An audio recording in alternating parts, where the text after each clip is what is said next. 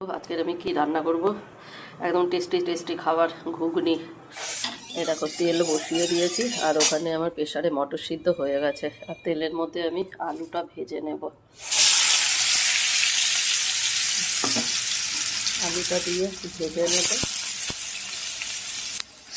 তো আলু আর পেঁয়াজটা ভাজা ভাজা হয়ে গেছে।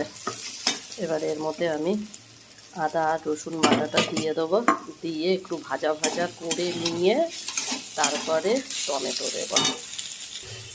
দেখো আদা রসুনটা ভাজা হয়ে গেলে আমি পরিমাণ মতো নুন, হলুদ, লঙ্কার গুঁড়ো আর টমেটোটা দিয়ে দিয়েছি। আর এবার একটু জল দেব, দিয়ে মশলাটা কষাবো, কষিয়ে তারপরে মটরটা দেব।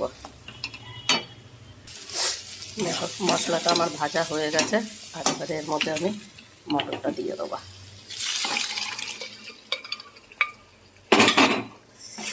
এবারে ভালো করে ফুটবে।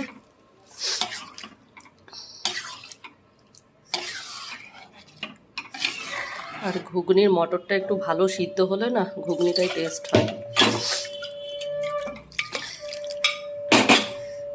দেখো ঘুগনি আমার ফুটেছে, আর এরপরে আমি করব লুচি ভাজবো। কেন আজকে ছেলের ছুটি, বাড়িতে আছে, তো সকালের টিফিন এটাই হবে আজকের।